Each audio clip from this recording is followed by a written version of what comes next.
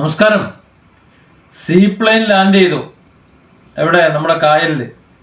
നമ്മുടെ CPM സംസ്ഥാന secretary ആയിട്ടുള്ള ഗോവിന്ദ മാഷോട് പത്രക്കാർ ചോദിച്ചു. അവർക്ക് ഉളുപ്പൊന്നുമില്ലല്ലോ ചോദിക്കാൻ. നിങ്ങളല്ലേ പണ്ട് എതിർത്തത്, ഇതേപോലെ പ്ലെയിൻ പൊന്തിയപ്പോഴത് ഇറങ്ങാൻ സമ്മതിക്കൂല, അത് പറ്റില്ല ഇത് പറ്റില്ല എന്ന് എതിർത്തത്. അപ്പോൾ നമ്മളെ മാഷ് പറഞ്ഞൊരു വർത്താനുണ്ട്, എല്ലാം എക്കാലവും എതിർക്കാൻ പറ്റില്ല, എല്ലാ കാലവും എതിർക്കാൻ പറ്റില്ലല്ലോ എന്ന്. ശരിയാണ്. നമ്മൾ മലയാളികൾ മോശക്കാരൊന്നുമല്ല. ലോകത്ത് ഏത് ഒരു കമ്പനി എടുത്താലും അല്ലെങ്കിൽ ഒരു സ്ഥാപനം എടുത്താലും ശാസ്ത്ര സാങ്കേതിക ഭാഗങ്ങൾ എടുത്താലും എന്തിന് നമ്മുടെ എല്ലാം കമ്പ്യൂട്ടറിൽ ഉപയോഗിക്കുന്ന ഫോട്ടോഷോപ്പ് എടുത്ത് നോക്ക്. അത് തുറന്നു വരുമ്പോൾ അതിനുള്ളിലും ഉണ്ടാവും ഒരു മലയാളിയുടെ പേര്, ഒന്നല്ലെങ്കിൽ ഒന്നിലധികം മലയാളികളുടെ പേര്.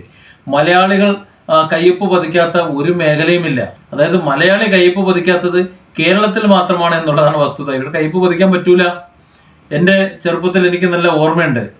കൊച്ചുപെരുങ്ങാട് എന്ന് പറയുന്ന സ്ഥലത്ത് നിന്ന് കാഞ്ഞിരത്തുമ്പോൾ എന്ന് പറയുന്ന സ്ഥലം വരെ എൻ്റെ നാട്ടിൽ സമരം നടന്നത്. കൊടിയുടെ നിറം ചുവപ്പായിരുന്നു എന്നും ഇടയ്ക്ക് ചില വെള്ളക്കൊടി ഉണ്ടായിരുന്നു എന്ന് എനിക്ക് സംശയമുണ്ട്.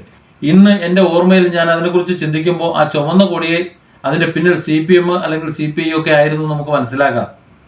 രണ്ടും ആയിക്കോട്ടെ, രണ്ടായാലും ആ മുദ്രാവാക്യം ഇങ്ങനെയായിരുന്നു.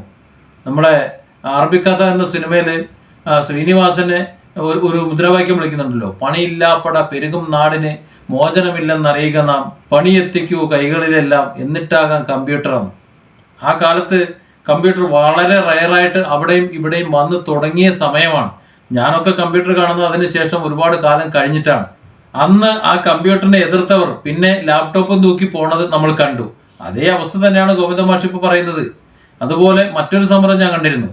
ആ അയിരക്കുഴി പാടത്തെ ട്രാക്ടർ വന്നപ്പോൾ ആ ട്രാക്ടറെ തടഞ്ഞിട്ട് ആ ട്രാക്ടറിന്റെ മേലെ ഒരു കൊടിയും കുത്തി വെച്ചിട്ട് CPM-മാർ പോയത് നമ്മൾ കണ്ടതാണ്.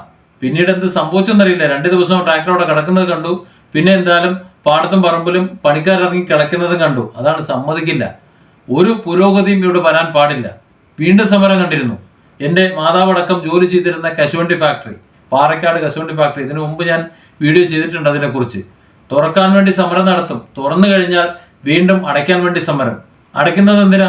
തൊഴിലാളികൾക്ക് കൂടുതൽ പണം കൊടുക്കണം, അവർക്ക് കൂടുതൽ ആനുകൂല്യങ്ങൾ കൊടുക്കണം. ഇതാണ് സമരം. സത്യത്തിൽ അതൊന്നുമല്ല ആവശ്യം. അന്ന് 20-25 രൂപ മാത്രം ദിവസക്കൂലി. ആ കാലത്ത് ആഴ്ചയിൽ 5 രൂപ പിരിവിട്ട് കൊടുക്കും. ഒരു കശുവണ്ടി ഫാക്ടറിയിൽ എത്ര ജോലിക്കാരുണ്ടാവും അറിയാമല്ലോ. ആ ജോലിക്കാരെല്ലാവരും 5 രൂപ വീതം ആഴ്ചയിൽ ഇവർക്ക് കൊടുക്കണം. ആ 5 രൂപ കൊണ്ട് അവരുടെ ജീവിതം കുഷാറായി അടിച്ചു പൊളിച്ച് കള്ളും കുടിച്ച് ചീട്ടും കളിച്ച് അറുമാദിച്ച് നടക്കാം. യൂണിയൻ നേതാവെന്ന് പേര്. അതിനായിരുന്നു അന്ന് അത്തരത്തിൽ സമരങ്ങളും മറ്റും നടത്തിയിരുന്നത്. ഇന്നും അതിൽ മാറ്റമില്ലെന്നാണ് എനിക്ക് തോന്നുന്നത്. കാരണം നേതാക്കന്മാർക്ക് പ്രശ്നമൊന്നുമില്ല. സമരം നടത്തുന്നതും അടികൊള്ളുന്നതും നഷ്ടം സഹിക്കുന്നതും പട്ടിണി കിടക്കുന്നതും എല്ലാം തൊഴിലാളികളാണ്. നേതാക്കന്മാരെ പട്ടിണി കിടക്കുന്നൊന്നുമില്ല. ഏതാണ്ട് അതുപോലെ തന്നെയാണ് ഇവിടുത്തെ വികസനങ്ങളും. അതായത് നമ്മളെ സംബന്ധിച്ചിടത്തോളം ലോകത്ത് തന്നെ ഏറ്റവും വൈജ്ഞാനിക മേഖലയിൽ ഏറ്റവും വളർച്ച നേടിയിട്ടുള്ള മനുഷ്യന്മാർ എവിടെയെന്ന് വെച്ചാൽ നമ്മുടെ കേരളത്തിലാണ്. ബുദ്ധിയും വിവേകമുള്ള ആൾക്കാർ. പക്ഷെ അവർക്ക് അവരുടെ ബുദ്ധിയും അവരുടെ വിവേകവും ഇവിടെ ഇറക്കാൻ പറ്റൂല. അതിന് മറ്റ് രാജ്യങ്ങൾ തേടിപ്പോണം. ഇവിടെ ഈ നാട് വികസിക്കുന്നതിന് പകരം മറ്റ് രാജ്യങ്ങളിൽ പോയി അവർ 2024 ജീവിക്കുമ്പോൾ നമ്മൾ വീണ്ടും ജീവിക്കും. 1995-ലും 2000-ലും ഒക്കെ ജീവിക്കും. ഒരു 4 നൂറ്റാണ്ട് പിന്നിലാണ് നമ്മൾ ജീവിക്കുന്നത് എന്ന ചിന്ത ലോകത്തിന്റെ മറ്റു ഭാഗങ്ങളിലേക്ക് യാത്ര ചെയ്യുമ്പോൾ മാത്രമേ നമുക്ക് അറിയുള്ളൂ. അവിടെയാണ് ഈ സീപ്ലെയിന്റെ കാര്യമൊക്കെ പറയുന്നത്. തീരദേശ സംരക്ഷണ നിയമവും അല്ലെങ്കിൽ ഇല്ലാത്ത നിയമങ്ങളൊക്കെ ഉണ്ടാക്കുമ്പോൾ നമ്മൾ യൂറോപ്പിലേക്കൊക്കെ ഒന്ന് നോക്കണം. അവിടെ തീരമൊക്കെ ഏത് രീതിയിലാണ് അവർ വെടിപ്പാക്കി വെച്ചിട്ടുള്ളത്, എങ്ങനെയാണ് അവിടെ ബിൽഡിംഗ് നിർമ്മിച്ചിട്ടുള്ളത് എന്ന്. കടലിലേക്കും കായലിലേക്കും ഇറക്കി ബിൽഡിംഗ് ഉണ്ടാക്കിയിട്ടുണ്ട്. പക്ഷെ അവിടെ കായലിന്റെ നീരൊഴുക്കിനൊന്നും തടസ്സപ്പെടുത്തിയിട്ടല്ല. അതായത് കാലം മാറുന്നതനുസരിച്ചിട്ട് മാറാനും കാലം വളരുന്നതനുസരിച്ചിട്ട് വളരാനും നമ്മുടെ ഈ നാടിന് കഴിയാഞ്ഞിട്ടല്ല. ഇവിടെ നിന്ന് പോകുന്ന എഞ്ചിനീയർമാരും കഴിവുള്ളവരും മറുനാട്ടിൽ പോയി അവിടുത്തെ രാജ്യത്തിന് വേണ്ടി അധ്വാനിക്കുമ്പോൾ അവരിവിടെ അധ്വാനിക്കാൻ ഇവിടെ ഒരു പ്ലേസ് ഇല്ല. കാരണം ഇവിടെ നേരം വെളുത്തിട്ടില്ല. ഇവിടെ ഇപ്പോഴും ഏതെങ്കിലും വികസന പ്രവർത്തനങ്ങളോ എന്തെങ്കിലും വരുമ്പോൾ എന്തിനെങ്കിലും കാര്യങ്ങൾ പറഞ്ഞ് അത് മുടക്കുക. ഇതിനു മുമ്പ് സീപ്ലെയിൻ വന്നപ്പോഴും അതുപോലെ തന്നെ കായലുമായിട്ട് ബന്ധപ്പെട്ടുള്ള സർവീസും മറ്റു കാര്യങ്ങളും ബോട്ട് സർവീസും എല്ലാം അതുപോലെയുള്ള കറ്റമറൻസ് ഒക്കെ ചെയ്യുന്ന സമയത്ത് അത് കൊണ്ടുവരാൻ നോക്കുമ്പോൾ അവിടെ മീൻപിടുത്തം പറ്റില്ല, അവിടെ ചീനവല ഇട്ടിട്ടുണ്ട്, അല്ലെങ്കിൽ ഇതിട്ടുണ്ട് എന്ന് പറഞ്ഞുകൊണ്ട് CPM തന്നെയാണ് മുന്നോട്ട് വരണത് അതൊക്കെ മുടക്കാൻ വേണ്ടിയിട്ട്. സത്യത്തിൽ ആ ചെറിയ വരുമാനക്കാർക്ക് അതിൽ തന്നെ ഒതുങ്ങി നിൽക്കണോ, അവർ വളർന്ന് മറ്റേതെങ്കിലും മേഖലയിലേക്ക് പോകണോ എന്ന് ചിന്തിക്കുന്നില്ല. മുമ്പ് കമ്പ്യൂട്ടർ എതിർത്ത മുഴുവൻ CPM-മാർക്ക് ഇന്ന് ലാപ്ടോപ്പ് ഉണ്ട്. അവരുടെ മക്കളെല്ലാം ഇന്ന് പണിയെടുക്കുന്നത് ഏതെങ്കിലും IT കമ്പനികളിലോ അല്ലെങ്കിൽ അതുപോലെയുള്ള മറ്റു മേഖലകളിലോ ആണ്. അതായത് ഇന്റർനെറ്റിന്റെ ലോകത്താണ്. കൈക്കോട്ടും തൂമ്പായും കൊണ്ട് ഇന്റർനെറ്റിന് പണിയെടുക്കാൻ പറ്റില്ലല്ലോ. ലോകം വളരുന്നതനുസരിച്ചിട്ട് വളരേണ്ടത് നമ്മുടെ ഉത്തരവാദിത്തമാണ്. ഇല്ല എന്നുണ്ടെങ്കിൽ നമ്മൾ പഴയ ശിലായുഗത്തിലേക്ക് തിരിച്ചു പോവും, അല്ലെങ്കിൽ ആ ഒരു കാലത്ത് ജീവിക്കും. വെറുതെ അല്ല നമ്മുടെ ദേശം വളരാത്തത്, വളരാൻ സമ്മതിക്കില്ല.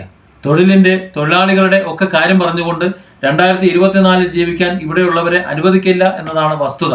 അവിടെയാണ് CPM നേതാവ് പറയുന്നത് എല്ലാ കാലത്തും അങ്ങനെ എതിർത്തുകൊണ്ട് നിൽക്കാൻ പറ്റില്ലല്ലോ, ഇത് അംഗീകരിക്കേണ്ടി വരുമെന്ന്. ഞാൻ ചോദിക്കട്ടെ, ഒരു 10 കൊല്ലം മുമ്പ് ഇത് അംഗീകരിച്ച എന്താ കുഴപ്പം?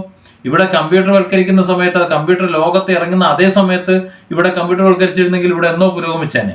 ഇവിടെ ട്രാക്ടർ വന്ന അതേ സമയത്ത് ഇവിടെ എന്തെങ്കിലുമൊക്കെ ചെയ്തിരുന്നെങ്കിൽ കൃഷി ഇവിടെ അന്യം നിന്ന് പോയില്ലായിരുന്നു. കൃഷി നഷ്ടത്തിലായതുകൊണ്ടാണ് ഇവിടെ കർഷകൻ കൃഷി നിർത്തിയത്. അത് ലാഭത്തിലാക്കാൻ വേണ്ടിയാണ് അവൻ ട്രാക്ടർ കൊണ്ടുവന്നത്. അതുപോലെ മറ്റു തൊഴിലിടങ്ങൾ വല്ലതും നടക്കും. കൊണ്ടുവന്നു കഴിഞ്ഞാൽ ക്രെയിൻ കൊണ്ടുവരാൻ പറ്റില്ല. അല്ലെങ്കിൽ എൻ്റെ ചെറുപ്പത്തിൽ എനിക്കറിയാം, ടിപ്പറിൽ പാറക്കല്ല് കൊണ്ടുവന്നപ്പോൾ അതിന് നോക്കുകൂലി വാങ്ങിയ ടീമാണ്. എങ്ങനെയാ പറ്റുക? അവർ കല്ലിറക്കി തന്നെ ജീവിക്കുള്ളൂ എന്ന് വാശിയുണ്ടോ? മറ്റു ജോബുകൾ ചെയ്യണ്ടേ? കാളവണ്ടി ഓടിച്ച് നടന്നവൻ കമ്പ്യൂട്ടറിന്റെ ഓപ്പറേറ്ററായി മാറിക്കൂടെ? അവനെ കാളവണ്ടി ഓടിച്ചേ പറ്റൂ. കാളവണ്ടി ഓടിച്ചവന്റെ മകൻ കാളവണ്ടി ഓടിച്ചാൽ മതി എന്ന് വല്ല നിയമമുണ്ടോ? അതാണ് ഈ കാളവണ്ടി യുഗത്തിലെ നിയമത്തിന്റെ വക്താക്കൾ പറയുന്നത്. ഏതായാലും കാളവണ്ടി യുഗത്തിന്റെ ഡ്രൈവർ തന്നെ അതൊന്ന് മാറ്റിപ്പിടിക്കാൻ തോന്നിയത്, ഇതൊക്കെ ഒന്ന് മാറ്റിപ്പിടിക്കണ്ടേ എന്നൊരു അഭിപ്രായം പറഞ്ഞൊരു സന്തോഷം. ഇത് മനസ്സിലാക്കി ബാക്കിയുള്ള പാർട്ടി പ്രവർത്തകർ ജീവിച്ചാൽ മതിയായിരുന്നു.